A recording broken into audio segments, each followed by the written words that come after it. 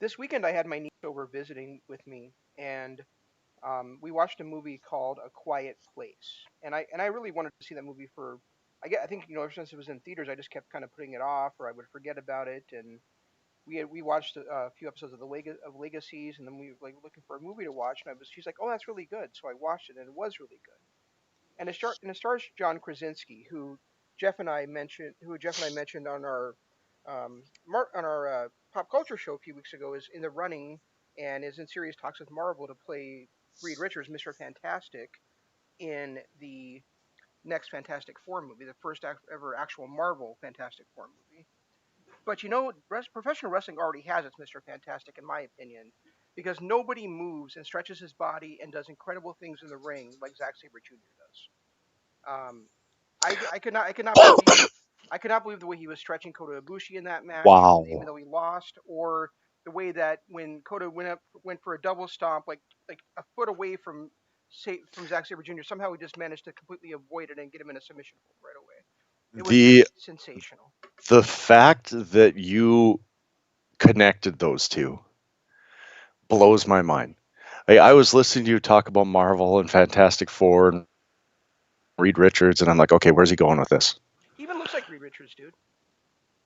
Well, I guess it depends on which Reed Richards we're looking at, Well, but the young version of him. you're right. I mean, even Kevin Kelly was like, he just literally disappeared and reappeared to kick him in the face. Right.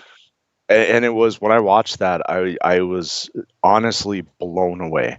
Now I'm going to be honest, I haven't seen much of night two. I've only seen, I'm sorry, the second round. I've only seen that one match that we're definitely going to talk about because if we don't talk about it, it's going to be a problem. Um, but I picked and chose from the B bracket only because there were a lot of matchups that just didn't. I just couldn't get myself excited about, even though it's New Japan. I just couldn't get myself excited about it. But I did watch quite a bit of the B block. I definitely watched the whole A block, which we talked about last week. But man, Well, I'm assuming that you watched Coda. I Well, I mean, assume that. I mean, I know watched Coda versus Zack Saber Jr., oh yeah, absolutely. which is great and should have been the main event of that night. Yeah, and that's what I was gonna say. The only reason I can think that Tanahashi was is because he's Tanahashi. I know. The one thing that really kind of there were a few Kevin Kelly moments over the last couple of shows that we watched where I was like, "What? Really? Are you watching the same program that we watch?" Like he was talking about first of all his just utter anger over the way Tai Chi won that match when Tai Chi literally outworked Tanahashi. Yes, he got the jump start. Yes, and I can't think of the guy's name, Daku or that new guy that's with Doki. Doki, the new guy that's with Suzuki Gun, but he was talking, and that was kind of crappy and everything. But Tanahashi fought his way back into it. The match went on another 15, 20 minutes, and to be honest, Taichi out wrestled him in their story. I mean, we're never going to say that Taichi out wrestles Tanahashi, but in the story they told, he did. So for Kevin Kelly to lose his mind over the fact that Tanahashi didn't deserve it and he's despicable and all this stuff, or I'm sorry, Taichi is despicable and all this stuff, kind of bugged me a little bit. But he is. Taichi is despicable. Well, yeah, he is because he's a heel and part of Suzuki Goon. I mean, that just it was. We've talked before about how another company can likes to bury people that they don't feel is fit, and they do it a Wait, not lot. really. You were just outside. I'm sorry. Go ahead, Jeff. And they do it a lot with the announce team. The announce team can bury somebody quicker than their performance in the ring can. And Taichi, Come on. he's been growing on me the last couple of years. I know you still are not a huge fan of his and everything, but ultimately he has improved, and he's finally getting to a point where they're giving him a little bit more. He's getting a little bit bigger push, and for the way that Kevin Kelly buried him like that was really disappointing. You know, I must have heard it differently than you did, because I thought Kevin Kelly was Are you being saying, oh, chuckle? he finally beat Tai Chi. Tai Chi was able to actually beat Tanahashi, but then But then once there was those after those post match antics, and he was really getting down on him, like, you know, this is like the real Tai Chi and that kind of stuff. Because he actually pinned Tanahashi clean, did he not? Oh yeah, he Yeah, pinned him clean, and yeah, it and ended up that's after. and that's what he was saying. He was saying this is what Tanahashi wanted Taichi to prove, that he could beat him, one on one and outwork him. Right, but After the match when they jumped him, that's when Kevin Kelly really got on Taichi. I guess I'm thinking back to the next day when he was talking about how there were three amazing matches and one that was, well, deplorable. And then he got on Tai Chi about how that's no way to win the match and all this stuff. Well, to be honest, Tai Chi won the match fair and square. It was his after antics that were a little bit shady. Hmm. And, well, that's Suzuki-gun. That's what we've come to expect from Suzuki-gun. It's not like he was doing anything different than anybody else in Suzuki-gun does all the time. It just, to me, it came across more as a burial, because anybody that didn't watch night one, anybody, or that, his match against Tanahashi, and there's probably some people that didn't, but anybody that didn't watch it is now looking at it going, oh, he must have been, a shithead, and that's why he won, and, he can't win legitimately and all that. Yeah, that's fair. Um, I So just the I other thing, go ahead. and I want to say this quickly before I forget. The other thing that he said that really kind of, um,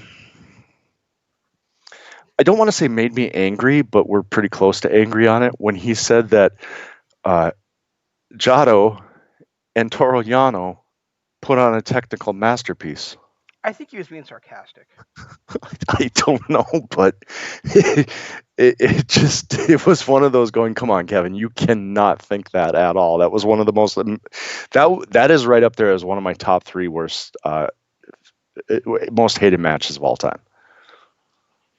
Um, well, let's talk about the match he said that during then, because he also said at the end of that match, he said, of all the ways I've seen a match end, that was one of them.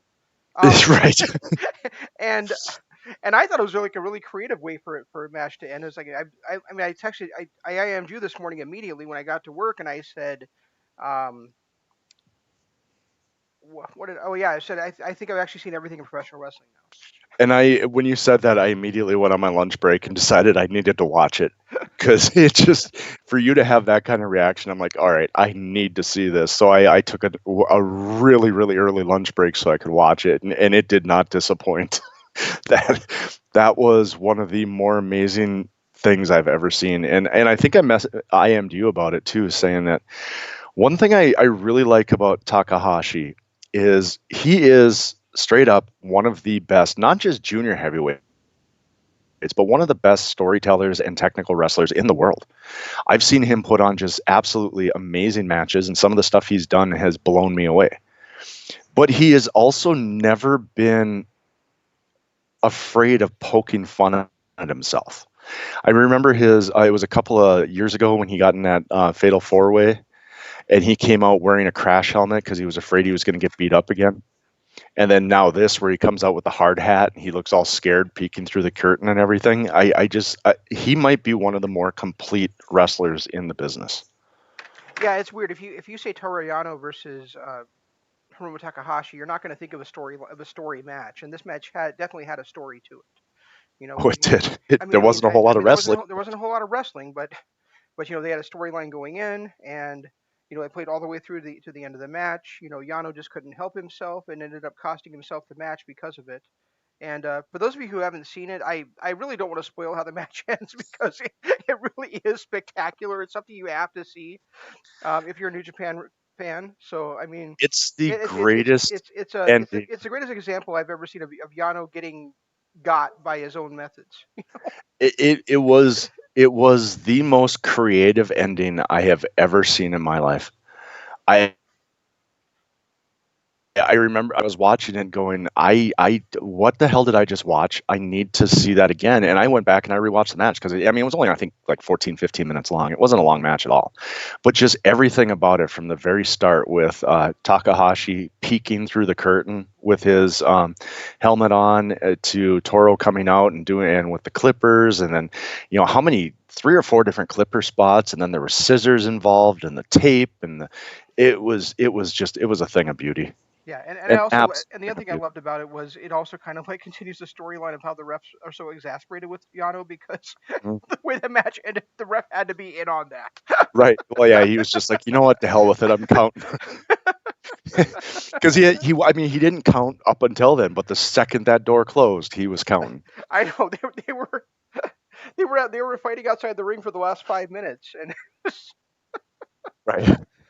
but It those was it was really clever. but It what's was a what, great use. yeah, go ahead. It was a great use of the young lions, where a lot of times they just kind of get in the way or they do stupid things. But it was a great use of the young lions. It was a great callback to his defeat or his win a couple years ago. I think it wasn't Omega he beat like that, or who was it he beat like that where he tied some. No, it was Ibushi last year. Yeah, it was It was Ibushi Ibushi. last year. Okay, yeah. So I mean, it was a great callback to last year. It was, there was a lot of really great moments in it. As much as I've been on Yano for the last couple of years and hated him and hated everything about him, there was something so refreshing and so great about seeing his character work as a heel. And then to tell the story that they did with the redemption for Takahashi and just the comedy act and all that stuff, and to run a Toru Yano match, and he finally gets beat in his own type of match. It was much better than you would think when you're looking at it on paper. Yeah, absolutely.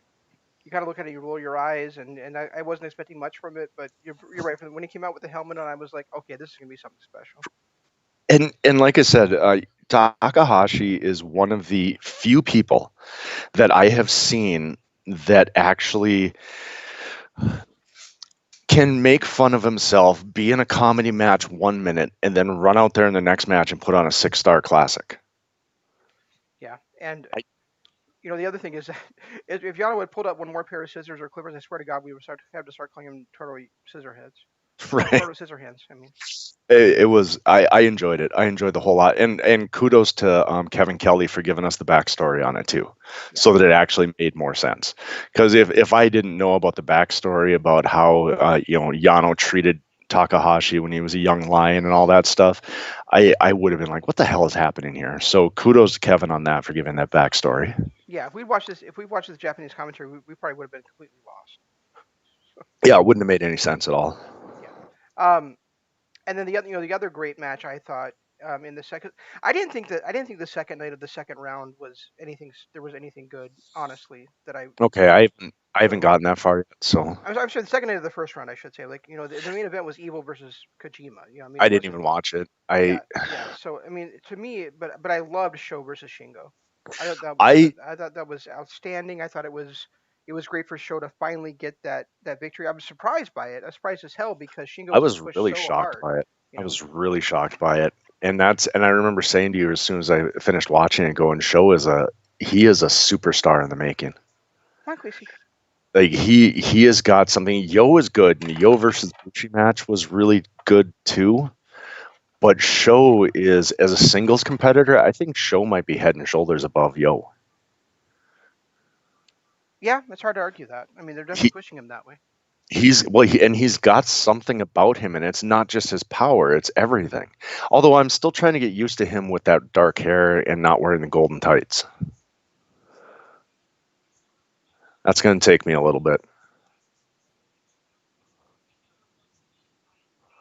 Did I lose you?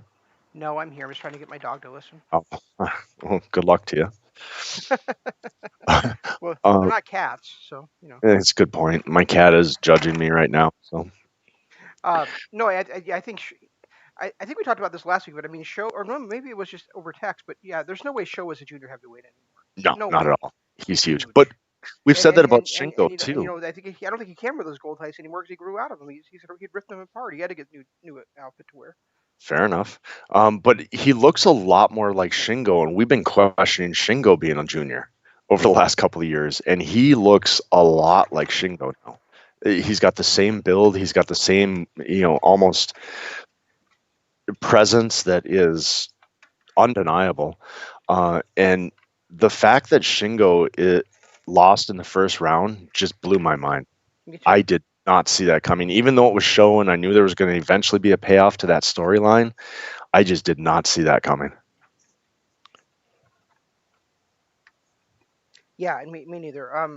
But what this does set up is it sets up Show getting a never open weight championship match against Shingo. So maybe that's going to happen at Dominion next week or in a couple weeks from now.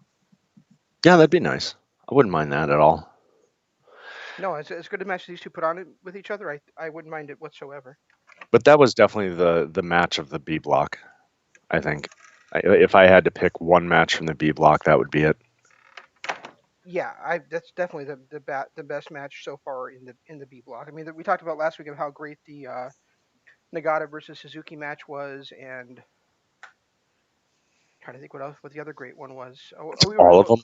Yeah, yeah. Well, Okada versus the, even Okada versus Gedo was fine. Was fun. yeah, and the Takahashi match was great. There was a lot of good matches, and the only match on the A block that I really despised was Yano versus Jado. Yeah, Other than that, I mean, Gato and Okada was kind of slow and plodding and really didn't fit well with what you expected, but it had the outcome it deserved, and Gato played his part. So Okada finally got his comeuppance against Gato. He finally got, Gato played his part throughout it, made him out to be that slimy heel. It worked. Whatever it was, it worked. yeah. And as far as the second round, I mean, so far I thought Okada versus Nagata was good, but I didn't think it was as good as Nagata versus Suzuki. How could it be? Okada's not the same kind of wrestler, and I think at this point in Nagata's career, he needs a guy that's going to complement him, not differ too much from him. Yeah, and in Ishii versus Makabe, we've seen better efforts from the two of them against each other, of course. Including at one of your favorite events ever, Wrestle Kingdom 9. Right. Um, and and I mean one of my favorites either, but I mean you mention it very often on the show. And then Kanamura versus who the hell did Kanamura face off against? Taiji Ishimori. Yeah, Ishimori. I mean that to me Kanamura got way more offense in that than he should have against Ishimori. Okay, So that was one of the two matches outside of the Yano Takahashi match that I was still looking at, thinking, okay, I need to watch this. yeah, there was just some matches where I thought, well, if this wasn't the New Japan Cup match, they would never have got that much offense in. Like Yoshihashi versus Tenzan, or um, like really the Tokyo Pimp getting a lot of offense on Goto and almost beating him. Am I supposed to believe that? So Yeah, some of the matchups you look at them, you're like, what? And that's one of them. but even that being the case, it would you would still not expect Yujiro Takahashi to be able to last against Goto for a while, and he did. Yeah, good point. And he even hit. I believe, if I'm not mistaken, his finishing move is the Fisherman's Buster, and he hit it from the top rope on Goto and still couldn't pin him. It's just like, okay, so now what? I mean, obviously, the finish is now obvious, right? Yeah, and that was one of those two where they kind of lost me when when Sho kicked out of those two finishers by Shingo. The Made in Japan and the Pumping Bomber. Yeah, When he kicked out of both of those, I was like, okay, well, Sho's going to win this. Especially considering they were back-to-back moves. right.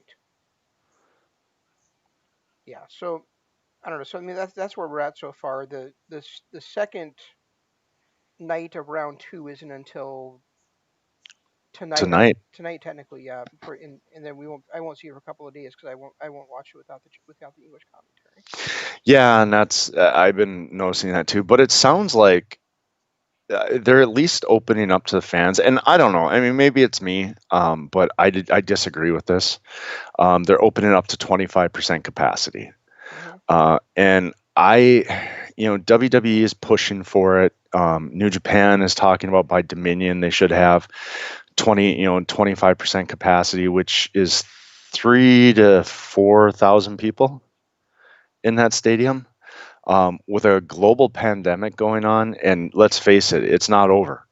We started relaxing on the stay-at-home orders, and yeah, I know it's people want to get back to their normal lives, and restaurants need to be open, small businesses and everything, but ultimately, people go back to work and start opening up bars and things like that, and all of a sudden now um, 14, 15 days later, the COVID cases almost triple.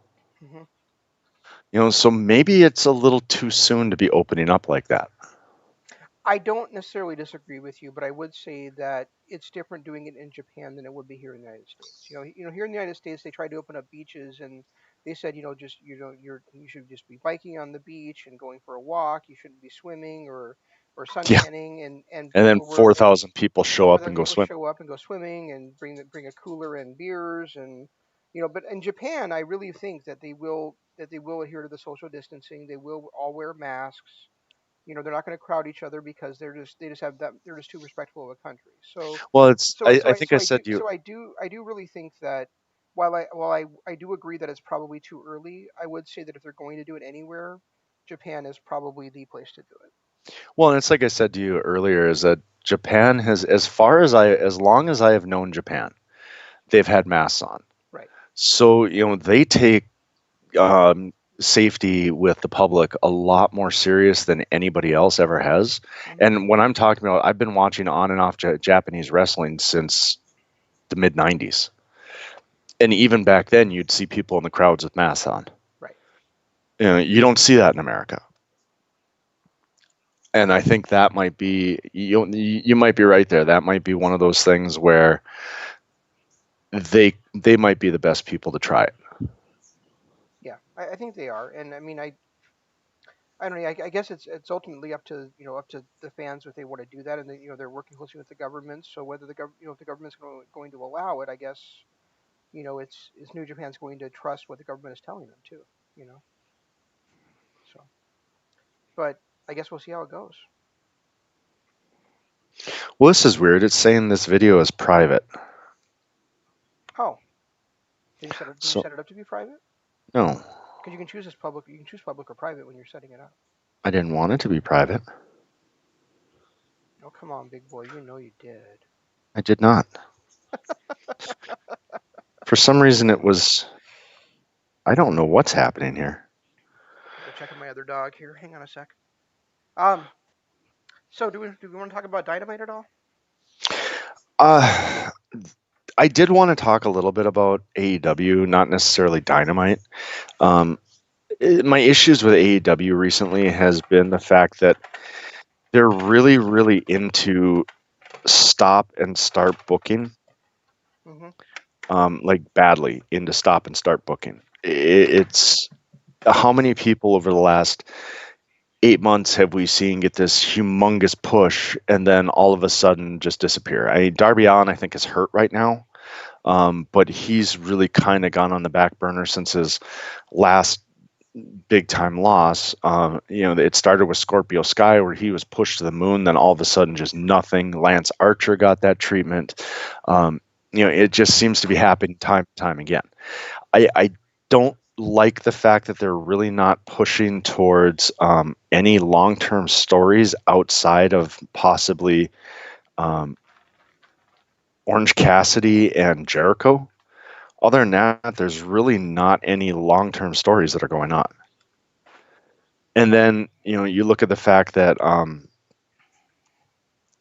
everything focuses around Cody and Jericho, not even their world champion.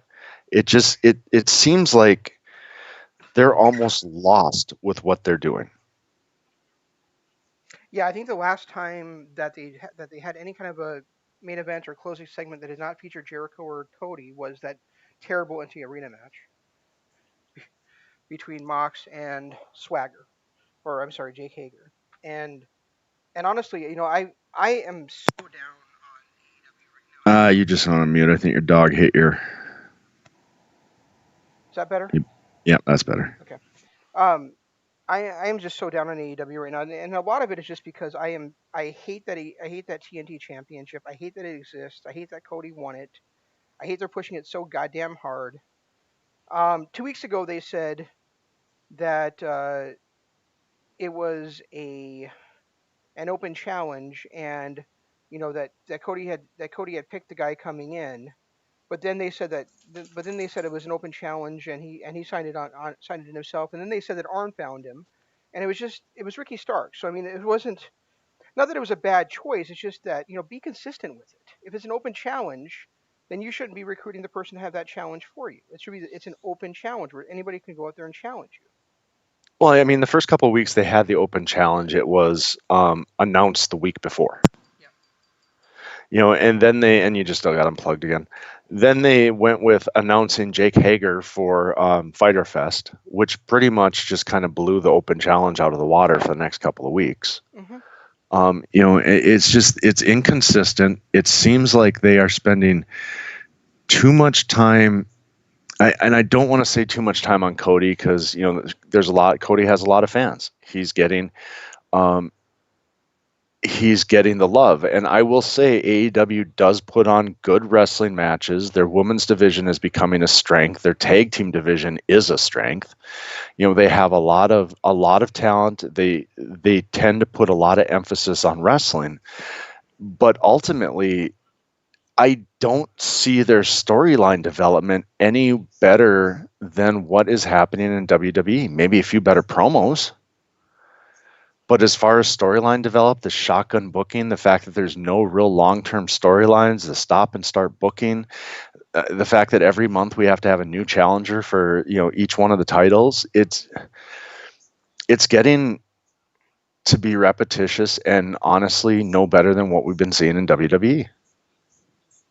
Yeah, I mean, like you said, the match quality is better, but not the storyline. I mean, and how badly have they dropped the ball on who was the hottest guy in the promotion? I mean, now he's basically has no time. He comes out there, and he still has great matches because he's great. But Right. but I mean, where is the storyline with Hangman Page now? Yeah, it just dropped. They just dropped it. They decided, oh yeah, they're getting he's getting along with everybody now. And now I guess and now they're saying what we were saying, that Cody's the odd man out of the elite. But where was the transition between those two? There wasn't one. Yeah, it was just a drop storyline, and I mean they did their best to keep it going after everybody came back. At Double or Nothing with just the week leading up to it during the match, they kind of made it look like Paige was separate, and then all of a sudden they won that match, and everybody's all great. Yep. They're all friends. They're all friends again. It just it's just one of those things that's really kind of gotten to me over the last, I'd say, maybe month and a half.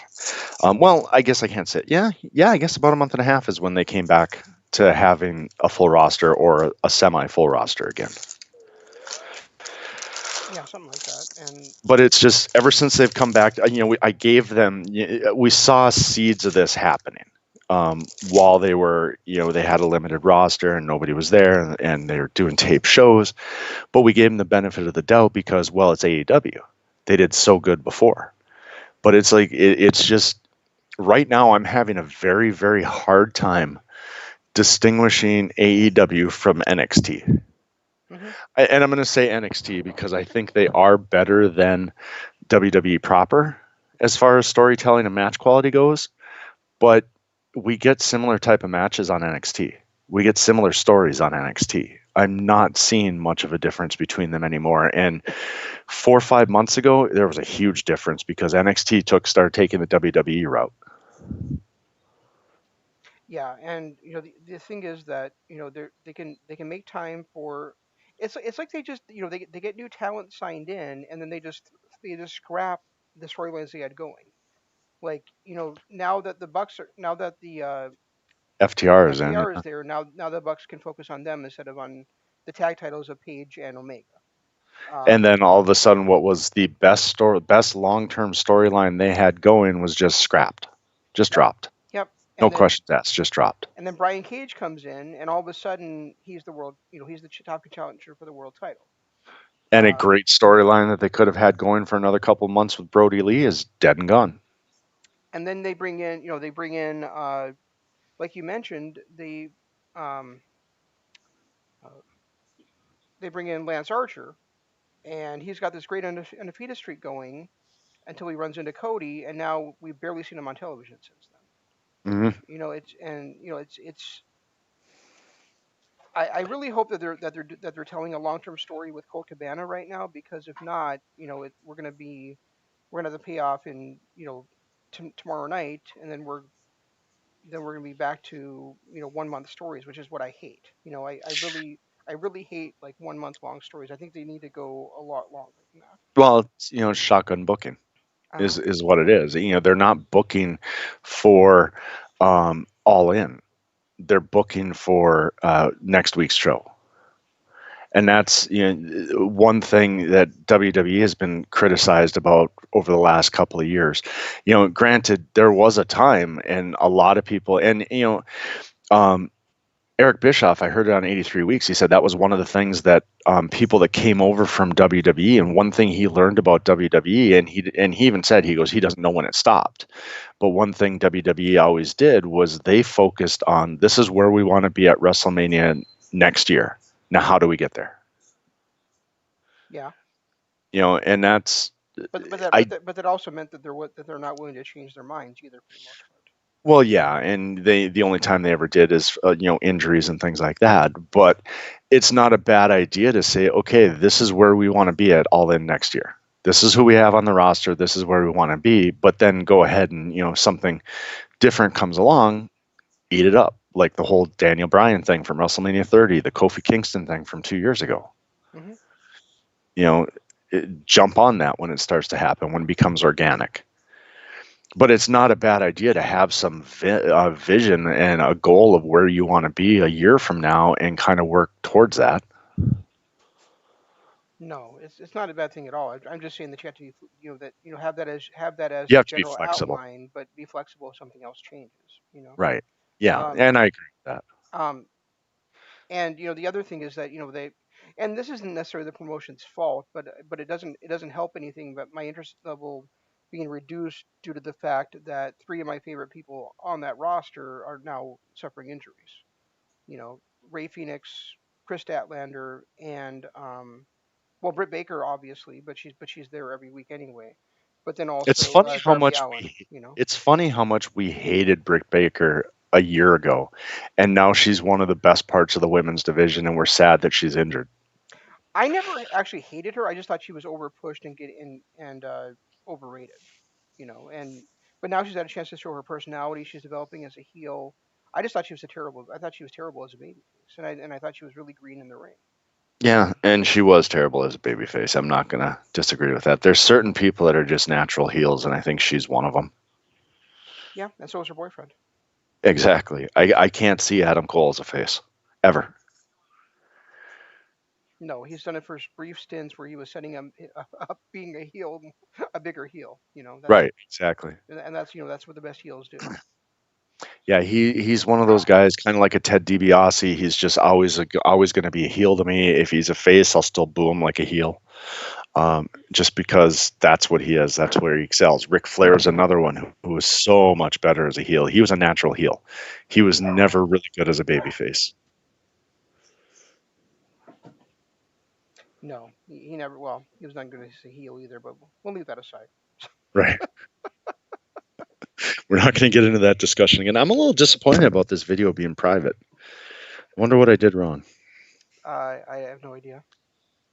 But Makes me sad. yeah, yeah. I mean, that's the thing is like we missed doing Dynamite Direct the last couple of weeks. But in watching it, I probably would have felt, I probably would have been hyped up like for the show and doing the show afterwards. But um, I just kind of like I sit and I think and I'm like, why am I not as interested in this show as I used to be? And I think a lot of it really is that I just feel like the focus is completely off where it should be.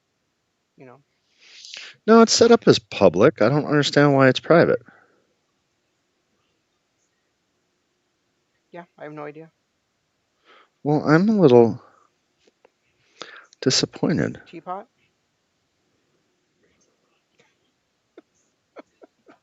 It doesn't make sense to me. Now I'm a little bit irritated because why is this being private?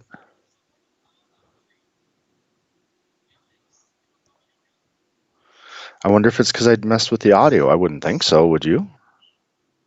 I would not think so. No, that should not one. The one should not affect the other. You wouldn't think so.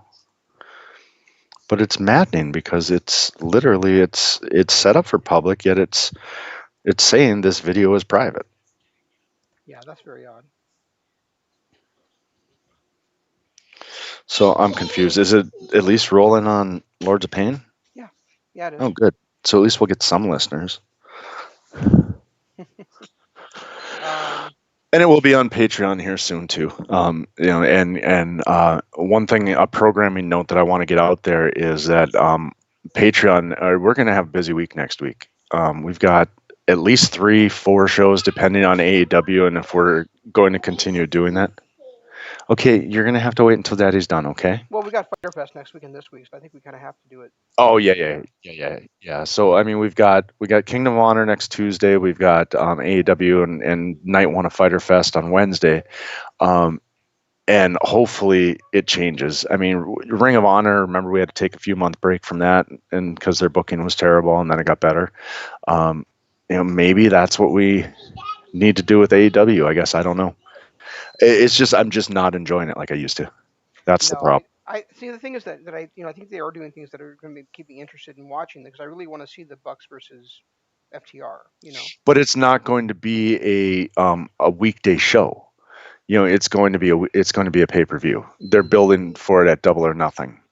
That's fair. It's not something that they're going to throw on free TV. They know the money is there.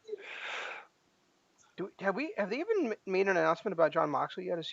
Do we know if he's going to be able to wrestle? Nope, they haven't said anything. And he was night 2 of it, wasn't he? He was the second week, or is he the first? No, I believe he's the second week. I mean, Renee has been tweeting on, been all over Twitter talking about this and that. So I don't know how sick she is, or if she just tested positive, or what. Because I know, in our hometown here, there's people that are testing positive that haven't been sick, but they had that ridiculous flu back in January, and now they're going in and being tested for their work or whatever, and it's coming back as having a positive test result. They said that because of the way they test for it, it can pick up a positive result anytime within the last 6 months. Yeah, well, my wife's pretty sure she had it. Yeah, and there's a lot of people that I know that feel the same way. So I don't know. I mean, is the Renee Young thing, is that going to be? I mean, if I was, what is beeping in my house? Arlo, what did you do? Something is beeping. What's beeping? Oh, well, we're gonna have to figure it out because it's driving me nuts. All right, Anyway, so let's take a look at the card for tomorrow night and see how we feel about the card for tomorrow night. So one thing I'm excited about for sure are the two tag team matches. We've got Best Friends challenging Omega and Page, which I think is going to be an absolutely outstanding tag team title match. yeah, I definitely need to watch that. You got Santana and Ortiz taking on Private Party, which is going to be again an absolutely outstanding tag team match. Something's beeping in your house, by the way. Yeah, and it's driving me nuts. I'm not so sure how I feel about Jeff and Wardlow versus Jurassic Express. How do you feel about that match happening? I don't care. Yeah, me neither. I think it's the PlayStation. It sounds like the PlayStation. It sounds like the eject button must be going because the PlayStation is turned off. So Yeah, but that does remind me of the PlayStation sound from when you're trying to turn it on or eject something. Uh, wonderful.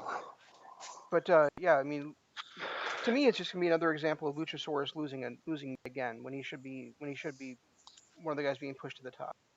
Right. Um, and we heard how over he was the first few months of the promotion, and then he got injured, and then he came back, but they barely used him. It's just been Well, that's ridiculous. part of their stop and start booking. I mean, it was Luchasaurus was getting a push, and then Darby Allin was getting a push. Granted, he got injured, but it seems like every couple of months they've got a new guy they're giving a push to. Right now, it's Jungle Boy. And what's going to happen when Jungle Boy's star falls a little bit? Is he just going to go back to the background and be a lower mid card tag team jobber again, like Scorpio Sky ended up being? Well, honestly, I don't care because if it comes down to the Luchasaurus versus Jungle Boy, I know which guy I want to see pushed, Oh and it's not yeah, absolutely. and it's not Jungle Boy. But I'm just saying that's been their MO since their start. Is they their stop and start booking with some of these young guys. It's great that they're pushing young guys, and that's what we want to see out of them. But the stop and start booking is starting to really kind of bug me a little. Right. It's like if you're going to push Lance Archer as this unstoppable beast, they needed to do a better job of telling that story against Cody so that he looked like he was still an unstoppable beast where Cody got, maybe got a lucky pin or something, not a dominant pin like he did. And then they should have had him out there. I mean, they even kind of started to maybe a little bit give us some direction with him where he was pissed off that he lost and he was going to take it out on everybody. And that was a 1 week promo, and then we didn't hear anything about it again. Yeah, it's been terrible. And then Jungle Boy, we have to hear about every week about how his real name is Jack Perry. They don't say like Luchasaurus Frank Smith or whatever the hell his name is. Right, right. They don't say Wardlow, Mike Donovan or whatever the fuck. Although I will say that match last week with Wardlow and Luchasaurus was pretty freaking good. It was. But then again, I'm not complaining. I have absolutely no complaints about their match quality. Their match quality is still top notch.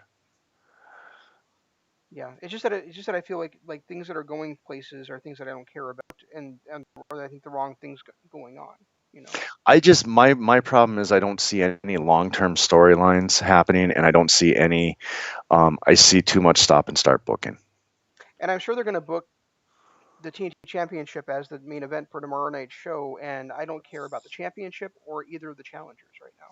And I still say that if Cody is not, since they're treating this as two separate episodes and not one big event, I will not be happy if Cody doesn't have an open challenge on night 2.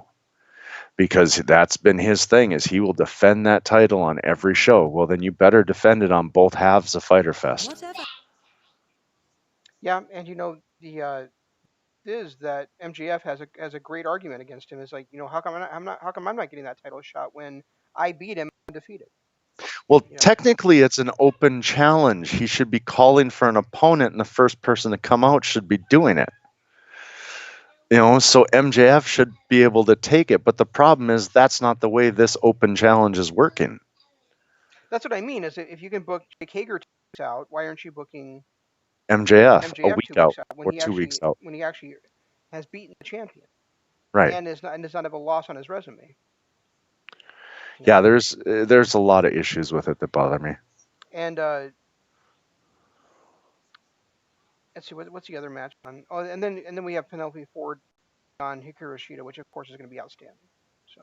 Oh, of course. Yeah, I mean that's Penelope Ford has really been on fire lately, and Shida is still the best wrestler in the company. So I'm happy about that match. Wait, did you say that the way you meant to say that? What's that? Did you say that the way you meant to say that? That Shida's the best wrestler in the company? Yeah, did you mean to say wrestler, or did you mean to say women's wrestler? I meant to say wrestler. Okay, good. I just want to make sure. I heard you correctly.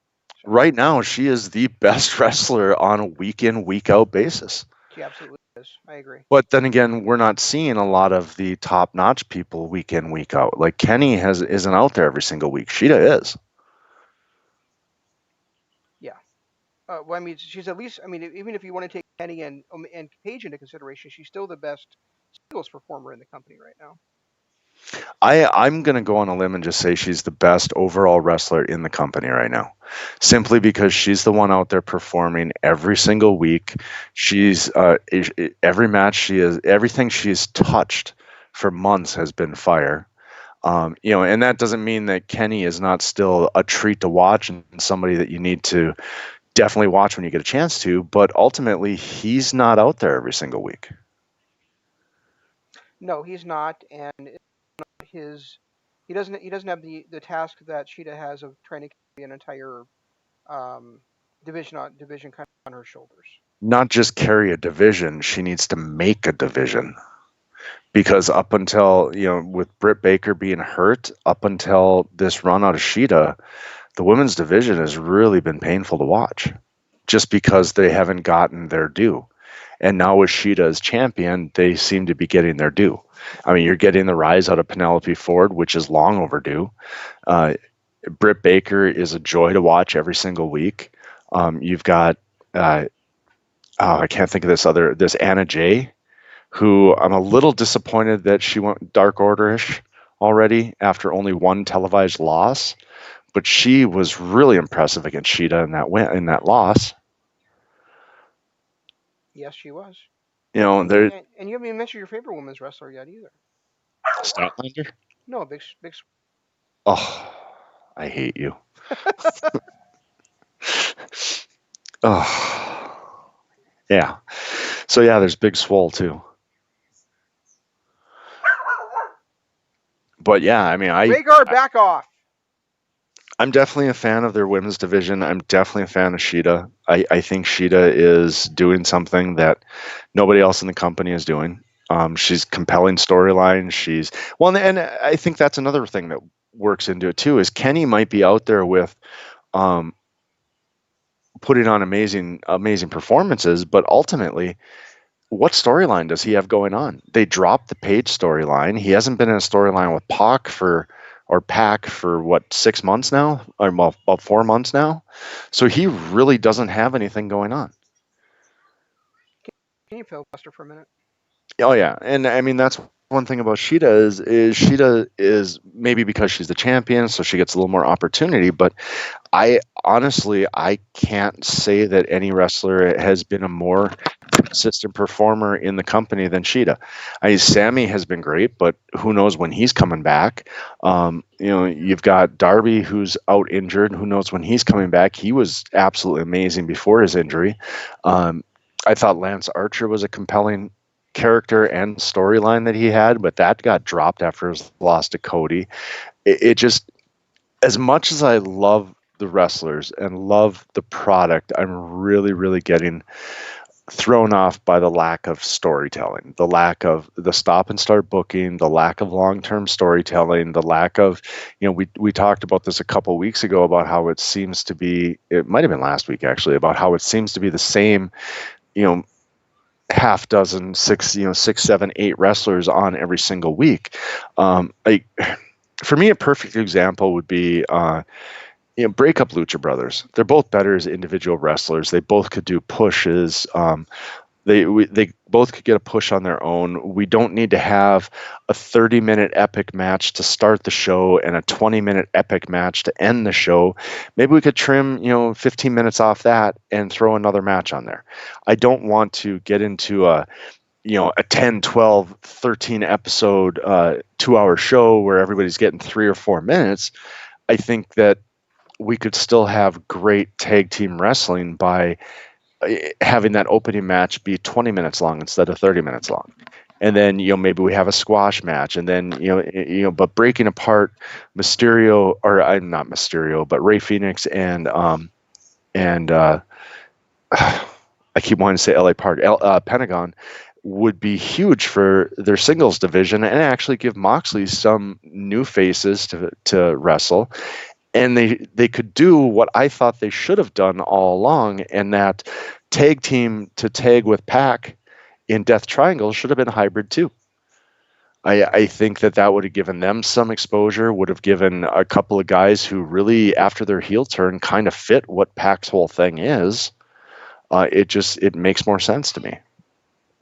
Yeah, I don't know if you're back yet or not. But. Yeah, it absolutely does. I mean, and I don't know. I just the other thing is I wanted to say is we talked about how they don't really have a story for Kenny, um, and I really hope that they're not going to use that as an excuse to hot shot a heel turn tomorrow night by Paige.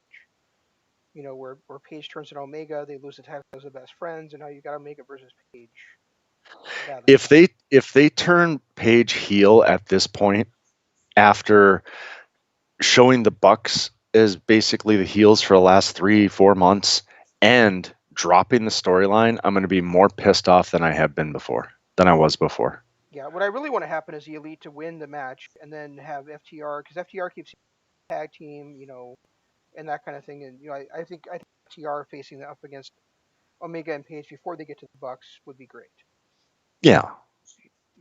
The Bucks could do something. I don't know what the Bucks would do in the meantime. Maybe get his heel up. I don't know. But Make their heel turn and attack best friends or something. That'd be fine with me too. But I mean, I think having FTR and FTR and the Bucks is something that people have wanted to see for a long time. That are, but not necessarily like the people that are watching the show. Not the No, mainstream wrestling fans. the And hardcore wrestling fans that followed being the elite 4 years ago want to see FTR in the Bucks. right. So I think having some time for this feud to simmer would be great. Rather than rushing into it right away. What I wouldn't mind, and I know I hate false finishes and everything. And next week on when we were talking about a busy week, another couple things we're doing next week is we've got a YouTube exclusive show where we're doing, and hopefully my video won't be private on Monday, so we can actually broadcast it. But on Monday we're looking at the Netflix series Island, and then on Yeah, God damn you for the series. have you started watching it yet? I watched the first 2 episodes in the but we'll Is talk it about really? that next week. All right. I haven't started it yet. I'm going to start it on Friday, but I've gone through and I'm pretty much locked on my Macho Man, and we're going to do another Deserted Island series with Macho Man, who ultimately, I like to call AJ Styles and Chris Jericho the GOAT, but my all-time favorite wrestler is still Randy Savage. So we're Yeah. going to do that next week, and I kind of got off track there, but No, that's fine. I mean, and it's kind of cool that he's your all-time favorite, and you found new matches to add to the collection this last week. oh my God, and the thing was is I remember a lot of his work in WWF and WCW, and there were a couple of great matches, but I wanted some matches that really showed what he did as a wrestler. So I started watching some of his Mid South stuff because I heard he had great matches with Jerry Lawler, and I'm not going to lie, I'm very impressed with what I saw in Mid South wrestling. That's pretty cool.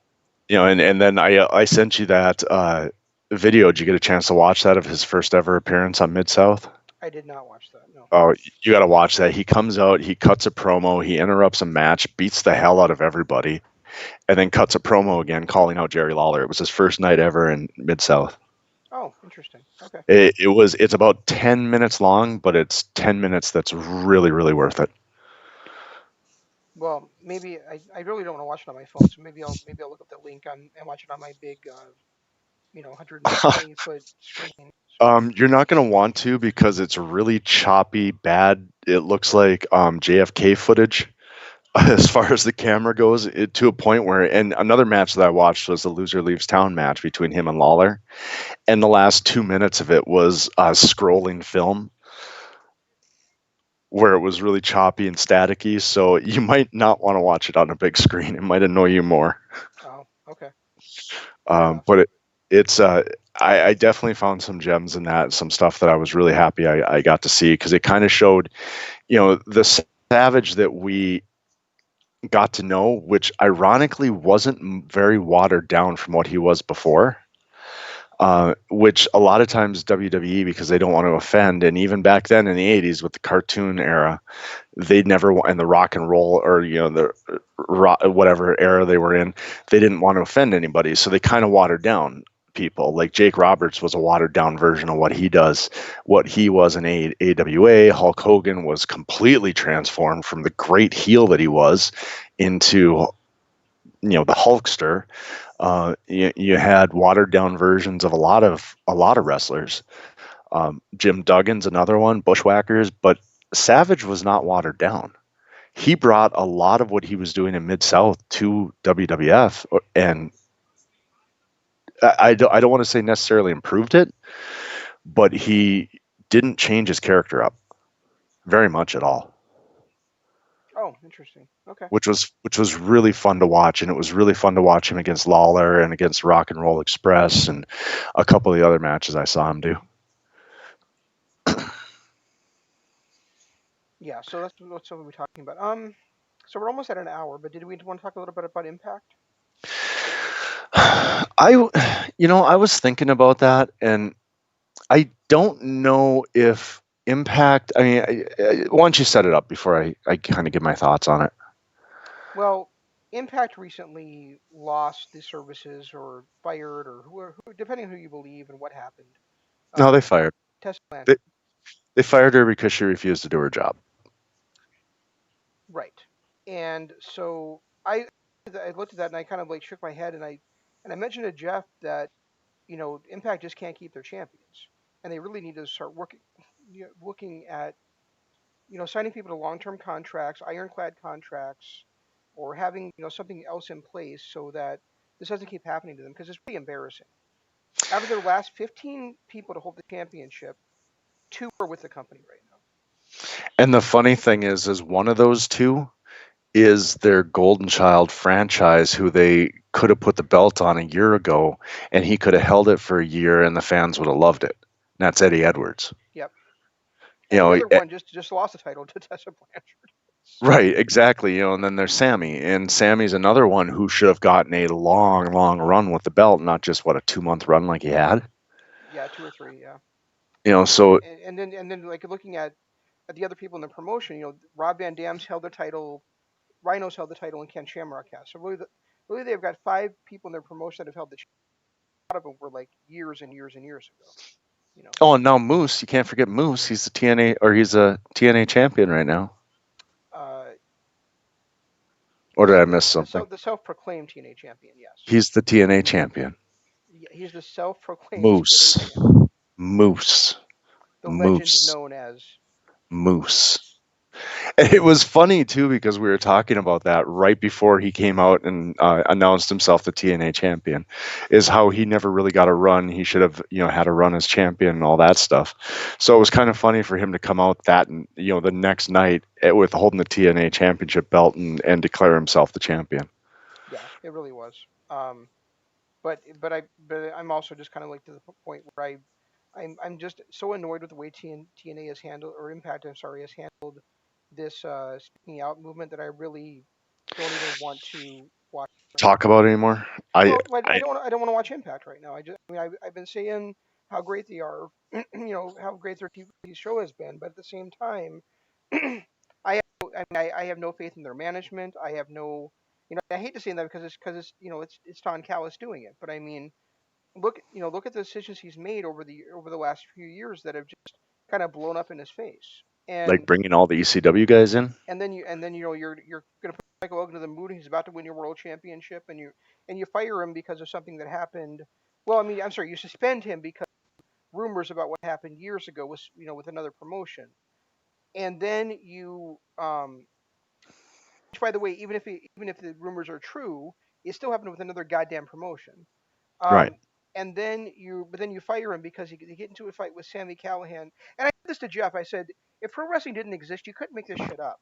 He got into a Well, he got into a backstage actual physical fight with Sammy Callahan about how a match was going to start and between it's involving Ken Shamrock. And it's like, are you kidding me? Are you kidding me? Well, and the thing is it shouldn't have come as a surprise to them. They should have known that kind of behavior was going to come out, since that's why he got fired from NJPW. That's why I don't remember, but I'd heard that he got into some incidents in Ring of Honor. But that was one of the main reasons he got let go from New Japan, was because he just could not get along with the people in the back. Jeff, you used to report to me at work. And Right. can you imagine if I was running a team meeting and you had said to me, no, I think you should start with this topic, and I'm like, no, we'll talk about it. But we're gonna start with what I'm talking about, and you like decided just to hit me for that. Can you Right, imagine? exactly. That's what we're talking about here. Well, exactly. And the funny thing is, was Elgin even involved in that match? Wasn't it a match between Callahan and It Shamrock? was supposed to be a triple threat between the three of them. Oh, was it? Okay. Yeah, but still, But I mean, this whole speaking out movement, and okay, I'm gonna say it. Applause to everybody who's coming out and airing their mental health issues and the things that put them in those spots. I applaud it. The thing that I don't applaud is that companies are judging people's character off of something they did 4, 5, 6 years ago with other promotions. Stuff that's coming out like the incident with Sammy Guevara was a throwaway comment a child made on a podcast in 2016, and he came out and admitted he was a child. Around that time in 2016, being a shock jock was, Howard Stern. People, were still really into Howard Stern, especially that age bracket. So he was trying to be shocking and funny and said something stupid, but the person it was directed to wasn't offended by it. Right. He apologized for it. He admitted it was a childhood mistake and it happened 4 years ago. He's not done anything except be ridiculously respectful. One of the most humble people I've ever seen on his podcast, and do everything he can for the business since then. And they suspended him for sensitivity training. And it's like, what? Wait, what? And then you look at a guy like Dave Christ, who what Dave did was probably wrong. I'm not going to say it wasn't, but the allegations coming out about him sound more like a jealous ex-girlfriend, than or an ex-girlfriend who maybe took something the wrong way and decided to speak out about it. It didn't sound like something that he needed to be fired over. Yeah, I mean, a lot of this, I feel like is just PR shit. Like, we don't want this person wrestling for our company right now um, because it's going to cast a bad look at the public, and I'm sure a lot of those guys are going to be rehired somewhere else or rehired, 6 months down the line. But I mean, it's just a terrible time for it to be happening too, because there's so few promotions that are actually running events right now. Yeah, And then the other thing, but Impact actually came out and said they didn't actually announce that they fired Michael Elgin. They said Michael Elgin will no longer will not appear on any further Impact Wrestling programming, meaning that they're not even willing to give him a second chance. It sounds like right. when you say he will never appear on our programming again. I mean, what the hell? Well, I think a lot of that's because he got into a physical altercation over something stupid with their top star. That's It, true. it kind I, it kind of it kind however, of rings but a Randy Orton Ken Kennedy thing to me a little bit. Ken Kennedy was blackballed from the WWF, and Vince doesn't do that to many people after he got into a fight with the hottest guy on the programming at that time. no, I agree. I mean, I understand that, but at the same time, I mean, we're a country that rewards second chances, Right. and it's like you're Exactly. not even going to give this guy a chance to have a second chance, not even on a probationary basis. You're just going to say he's never going to appear for your promotion again. I mean, Especially when he's been one of the better parts of the program over the last year. right? I mean, it's not like he threw like you know Callis in the back and butt fucked him. It's just It's an image ridiculous. I didn't need. And Um, the other thing is that the other thing is when somebody tells you who they are, you gotta believe them. right. This was there. He knew what Elgin was doing over there. He knew Right. who Elgin was when he hired him. So I Right. mean, so I mean, I guess it's possible that he was like, this is gonna be this is zero tolerance for you. If anything happens here that happened over there, you're done. No questions asked. So I mean, if that's the case, I totally understand it. If not, then it really looks foolish that he would do the same thing that he did in New Japan, and Callis would be kind of, you know, quote unquote surprised by it. Yeah, and that's the thing is, if there was that deal, then at this they should have come out and said it. Not saying that they have to disclose whatever their laws and contracts are and things like that, but once he got fired, for Callis should have came out and said, look, this is a history of this kind of behavior. We had talked to him about how it wasn't going to be accepted here. It happened, so we let him go. Exactly. Yeah. I mean, and if they had said something like that, I would totally understand it. But it's so weird that to me it just like it goes against goes against the American way about saying like you're never going to wrestle here again. You know. Right, exactly. Exactly. Yeah, it's a But little bit sketchy. but of course But we also seen plenty of times where people have said never in wrestling and it's come back and happened. like every time they suspend Hulk Hogan, Yes. um, Or like you know, Bret Hart and or like Bret Hart returned to the WWE. oh yeah, yeah, yeah. Well, the one thing that I will give, and I've been down on WWE for a while, especially Vince and WWE proper, but that's more of their product, not their business model. The one thing I'm going to give them credit for, they didn't bat an eye with Matt Riddle. There were the allegations that were made. They said, yeah, we know about these allegations. They came up a couple years ago when we first hired him. We are investigating and we're going to let him continue while we investigate. He's clearly guilty. What's that? He's clearly guilty. Well, whatever. I mean, it doesn't matter. No, we covered this on last week's show. He beat AJ Styles in his very first WWE match. He's clearly guilty. Oh, yeah. Keep in mind, I don't necessarily remember all of last week's show.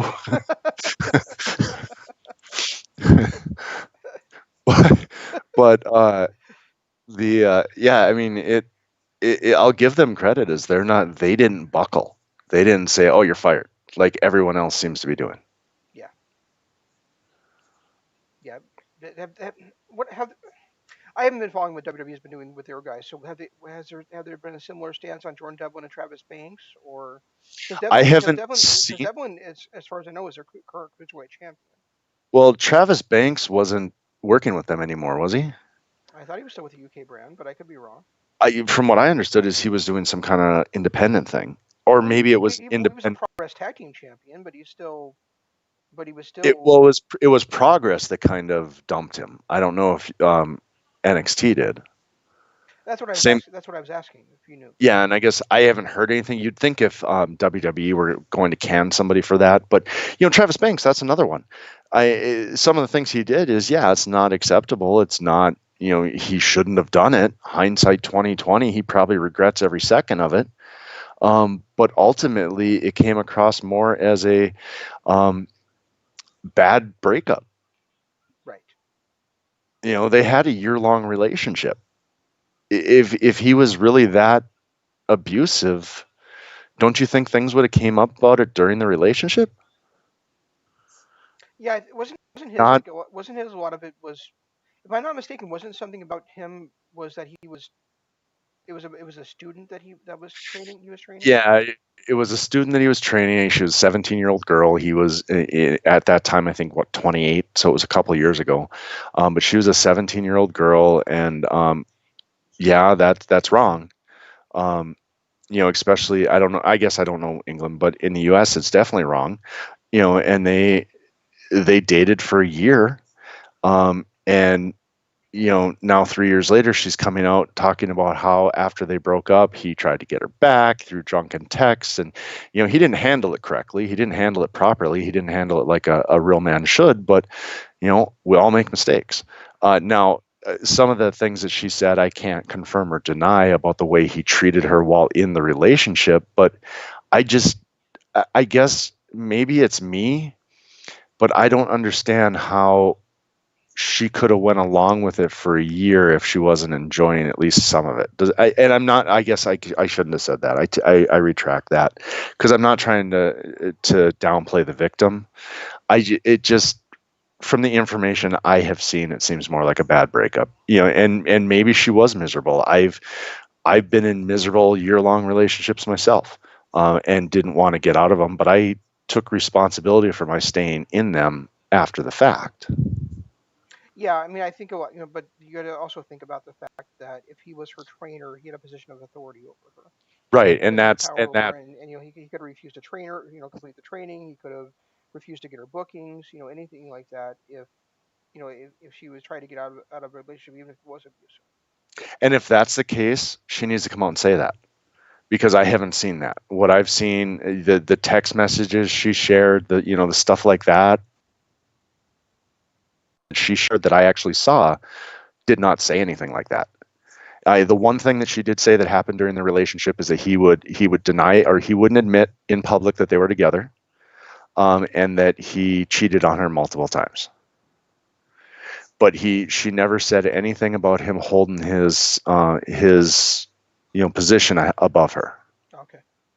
Not that I saw. Now Dude, I'm gonna. as a 28-year-old guy, if I was a 17-year-old tail, I don't think I'd be cheating on Well, yeah, me too. But um, it just and whether he was or he wasn't, I got accused of in one of my last relationships, and it was the farthest thing from the truth. him. No, It's I'm well their own aware of that. perspective. Yeah. So, But the fact that yeah, and whether if that happened, man, if she wants to come out and say that, I'll take her side. I will be all in on that. But I haven't heard that. That's nothing that I heard. I heard some other things, and then the text messages I read seemed more like a guy who was not willing to let a relationship go. and I think I said this to you. I don't think I said it on air last week, but I said it to you. In our day and age, we're taught to fight what we believe in. Hmm. But then when these guys are fighting for what they believe in, they're being called a predator. If he believed in the relationship, wanted to make it work, isn't that what we tell people to do? Is to prove your love and fight for your love? Yeah, yeah. I guess it would just be like to what extent he did that, and whether he was able to let it go. You know, Yeah, and Savannah, that's true. enough. If it was something that was still going on 6 months later and she was being stalked, then I get it. So I don't know. I mean, I didn't want to open that can of worms again. I certainly don't want to belittle any of these people or No, I you know, wasn't. I wasn't going to do that either. I was more talking about how bad I was with Impact about the way they handled it. So yeah, I mean, I applaud them for coming out and talking about things that really bothered them and things that hurt them. I applaud them for that because believe me, in my personal life, I have problems doing it. But at the same time, I think people need to not be so quick to judge. and the other thing I'm looking at here is just to bring it back to actual wrestling talk is next week's second night of the Fighter Fest is Nyla Rose versus a mystery opponent. I really, really hope the mystery opponent is not goddamn Tessa Blanchard because she does not deserve to be rewarded for what she did. Yeah, I agree. I think we talked about how she got the fame a little too quick. And if the reports are true, I'm going to agree with that she got it a little too quick because for her to be the Impact champion and have them request her to cut a promo and for her to flat out refuse to cut the promo, you know, that's not her holding her position and she can't be there. She's still grounded in Mexico. So if they want her to cut a promo, she should be cutting a promo. Well, her dad and her stepdad both should have grounded her for who she married. So That's a good point. I guess that came as a shock to me too about Daga, you know, yeah, me too. her marrying Daga. I was like, that was the most surprising thing about it. Everything else was like, yeah, okay, I see it. But Daga, really? Yeah, that's kind of amazing. You were in love with her a year ago, and now you're kind of like, yeah. Well, it's Daga. I mean, come on. That's the other. But that kind of explains why they were so high on Dogga too. Is like, let's gotta keep Tessa happy. Well, I mean, Daga was a superstar in Mexico, and but he was never really that. There was nothing really. To me, he was kind of like your Sean Spears. Hmm. There was nothing that really stood out as impressive with him. No, nothing at all. Yeah, I mean he has your basic luchador moveset as far as I'm concerned, Yeah, and no and person and hardly any personality. So and a less than luchador personality is what I was gonna say. yeah, But all right, guys. So, he could use a mask. or at least the Rick Steiner helmet that he used to wear, the ear guards. Or to bring it back to the beginning of the show, the Takahashi helmet. Yes, the Takahashi helmet. No, that was a construction helmet. That wouldn't have covered the ears. Um, sorry, Daga. I'm sure you're a wonderful guy. Um, Daga and the Dog Face, you belong together. right, God. So, guys, quick rundown of what's going on this week with us. Tomorrow night, AEW First Night of Fighter Fest will be live immediately following it to break it down. And then next Monday, we are looking at a twofer, one a YouTube exclusive, one well, as long as it doesn't say my videos are private by then anyway, one a YouTube exclusive, one a Patreon exclusive, which we haven't done in a while. The YouTube exclusive is going to be breaking down the Netflix series The Island. And then the Patreon is going to be a return to one of our favorite styles of program. One thing that we really got into and kind of went sideways on because we started reviewing pay-per-views.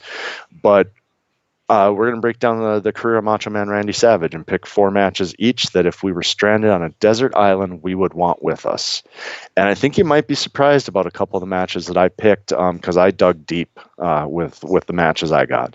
And then, of course, next Tuesday, return to Kingdom of Honor with not only the second night of what are we? It's the the second night of the second round, but probably a third and fourth night as well.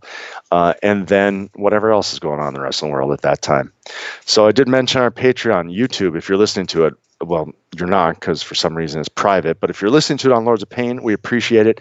Hit the subscribe button, ring the notification bell. And hit drop a like on this, and then head over to the youtube.com/Kingdom of Honor stream and do the same while I figure out how to unprivate this video. And also head over to our Patreon. It's where we do we do exclusive shows on there, all of the shows that we've done, YouTube, Blog Talk, whatever platform we've been on, they're on there. Small donation to help us out, and it gives you guys hours and hours and hours of content. Also, you can look at me on Twitter. I'm at Regi Co-op. He is at ZanmanLOP. Use the hashtag DAD and the hashtag KOH for everything. And we'll be back with you tomorrow night talking about Dynamite on Dynamite After Dark, right after Fyter Fest Night 1 goes off the air on tomorrow night on TNT. On Thursday is MCLP Radio Adventure. Sometime over the weekend, we'll drop the next episode of WWF The Legacy Series. Make sure you guys are safe out there on the 4th of July weekend. I don't know if things are going on around you guys. We don't have much going on around here at all. A lot of the activities that we normally would do have been canceled. But I hope you guys, enjoy yourselves on the 4th. What are we covering next? What are we covering next week, Jeff? Are we gonna have more English NJPW to actually watch by then? I would think so. Okay. So I mean, probably more New Japan Cup then. We should have, pretty much all the second round done by then.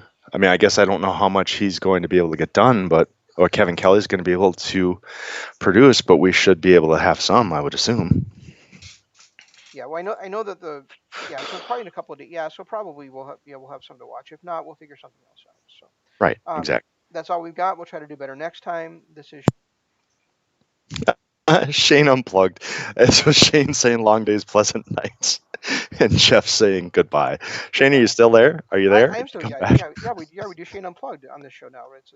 It's like the old MTV Unplugged, except for it's the TOH Unplugged.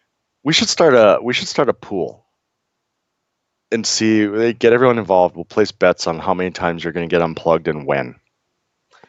Part of the problem is like last week the reason it happened so many times tonight is last week my puppy bent the prong that goes into the computer. So I probably should get a new headset one of these days.